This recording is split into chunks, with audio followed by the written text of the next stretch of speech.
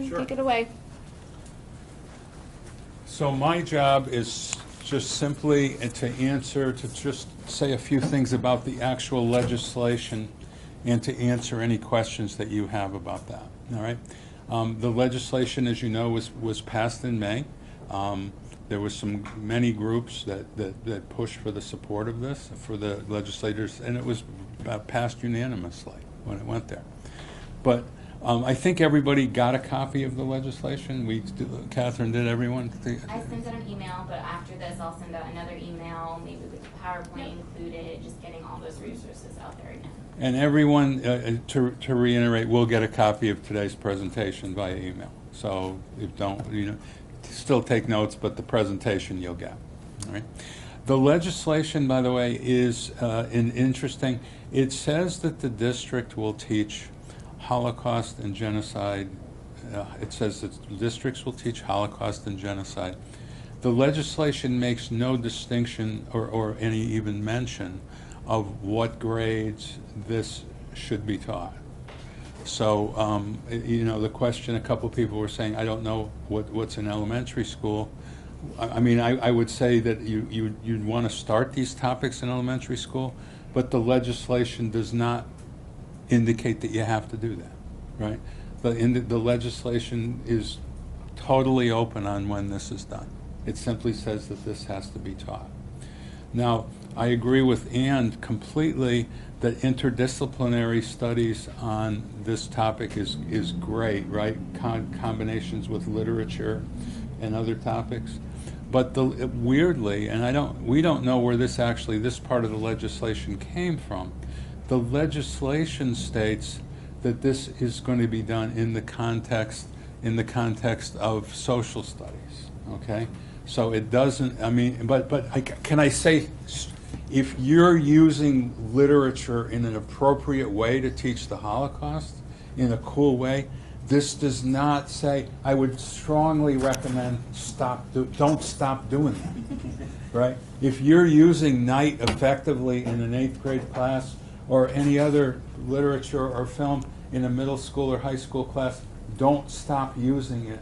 All that it means is the legislation says that it's got to be in the context of social studies. That's what the legislation states.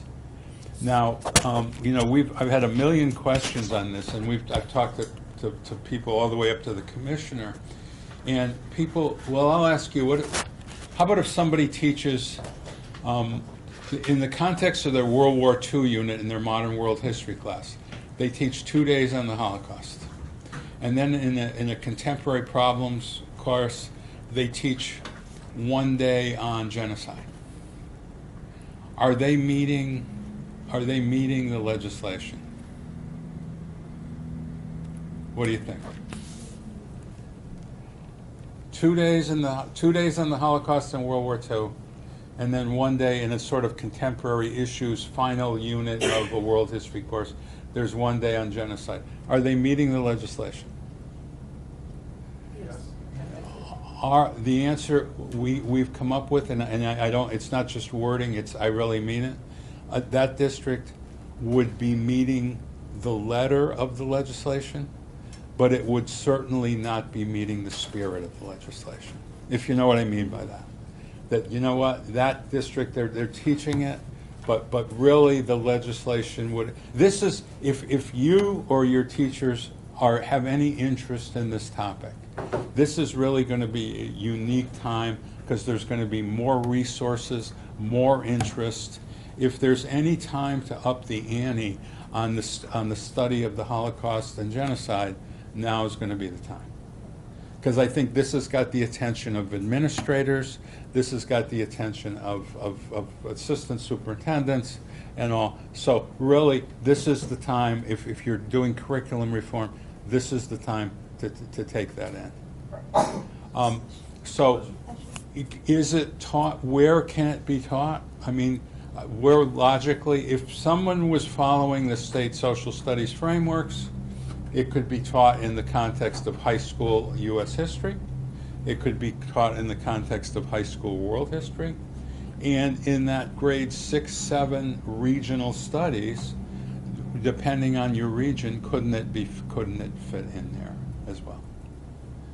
You know, again, there are districts that start, and now somebody also has asked, remember we had these discussions, does teaching about bullying count in this legislation? And you know what? Teaching about bullying is a critical thing, you know, but the thought of our working group that sort of is arranging this is that would not meet the spirit of this legislation. Not to negate the teaching of the subject, but just for the purpose of this legislation, that would not meet that. So, it has to be taught somewhere, right? Somewhere K to 12. Probably we would recommend 6 to 12 for meaningful lessons, although there are meaningful lessons taught at the elementary.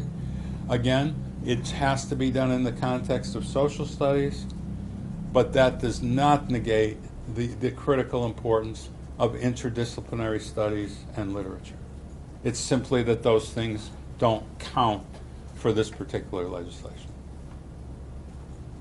So can I answer, are there questions just on, could I answer any questions?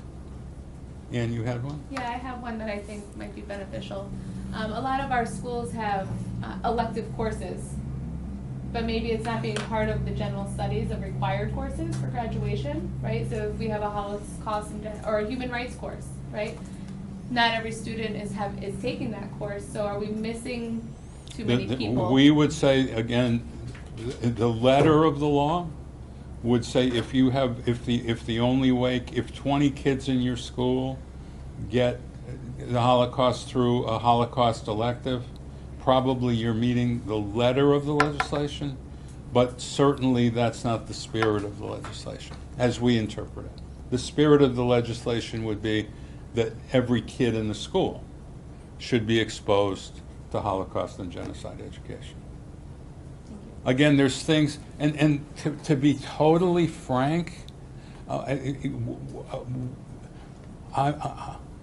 not coming to your school to check, because you realize if it's something to do with social studies, when they say, what's the state going to do? You know what the state is? Me, right? Nobody, trust me, there's nobody else that's there. So, you know, I would say if you have questions about any of these things, like, do you think this counts or this counts? I'd be happy to answer that. But just like, are we out checking to make sure that an algebra course is taught appropriately? No. I mean, this is up to the district, but certainly we could provide guidance if people could need that. Please. So, how to phrase this? Is this, and then I know, like, for example, Constitution Day has to be taught. Are there any other topics like that? Constitution Day has to be taught. This has to be taught. The other thing is which I have not been ever able, despite exhaustive looking, I don't know, does anyone know, in 4th and 5th grade, you're supposed to teach something about the Constitution? I didn't know that either, and I can't find the legislation, but I'm told that. But I think if you're doing Constitution Day, you're meeting that requirement. Okay, because I know for our department, social studies, every one of us has to do something. So even if it's like 5 minutes in my social class. Constitution Day. And that is not a state requirement. That's a national requirement. Okay. So yeah. So correct me if I'm wrong. I should know this. September 17th. Yeah. September 17th. Right. And by the way, it's fascinating to see like how this. I've been to high schools. How like the psychology teacher gets I mean, you know, you can be imaginative with that, right? But somebody else a question, please. If there's an elective, Yes. Does that satisfy the requirement for all students? For the letter of the law, probably. For the spirit of the law, absolutely not. That would be the way, and I'm not being negative. Trust me, there's fabulous Holocaust and genocide electives. I'm not knocking those at all. I'm just telling you our interpretation of what the actual law would say. You know what? And we're also realizing that in many districts, in some districts, this isn't going to cause any changes at all. Right? If you're already teaching the Holocaust, and if you're doing something with genocide, you may not, but I'll repeat, this is going to give an opportunity to sort of up the ante on the teaching of those. But because besides this week here, we're doing 4 of these this week at different parts of the state, we're going to be doing a 5-part webinar series on the Holocaust and Genocide in the fall. And Catherine at the end is going to be passing out a survey. And on the survey, 2 of the questions, critical questions, what would you like to see in these webinars? What topics would be helpful to you? And if you know people, including yourselves, that would be good presenters in these webinars, put them down. And then the last thing is, if you're doing if you personally, like you have an elective, or in anything, if you're doing a cool thing with this, October 26th, Connecticut Council for the Social Studies is having their state conference. And one of the focuses of that conference is going to be on this very topic. So if you would be willing to do a workshop at that on something, if you're doing it, or a group of your teachers in your building are doing it or something, go to the website, ctsocialstudies.org, and you can easily get a workshop proposal form and turn it in. Because we want to make this a very cool day where there's a lot of presentations on this topic on that day. If I could answer any other questions, or Catherine can answer. Catherine's an expert on this by now, so just ask us, and we'll be happy to answer them for you. So it's Holocaust and genocide. Yep. Yeah. So does the emphasis have to be on the Holocaust? No. So like in my American class, I spend maybe a day on the Holocaust, and then I move on.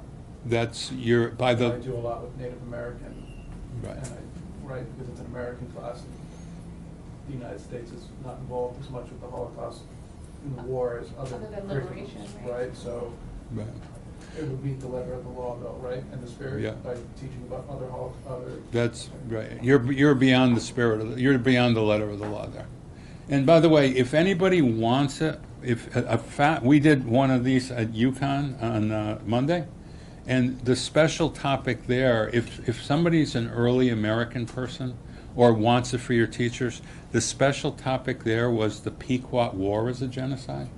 If you want that information, Catherine, you just tell Catherine before you leave, and she'll make sure you get the PowerPoint for that too, because they did a nice job with that. As a Pequot War as an example of a genocide. Please. These are social study topics usually, but I mean, is the genocide Holocaust to be taught by another subjects? I mean, it's like an interdisciplinary topic. Are you talking about like in modern world or U.S. or? Other subjects like English, like Yeah, Spanish, so. Math, whatever. Well, I would, again, to repeat, the best kind of any teaching is interdisciplinary teaching. So, but the legislation as written, which we had no hand in writing, so don't blame us, but it says it has to be done in the context of social studies. So I think if it's taught in another subject, it can't just be taught, I don't think, by a math teacher. Okay. I think there'd have to be a social studies component to that. Thank you. Appreciate it.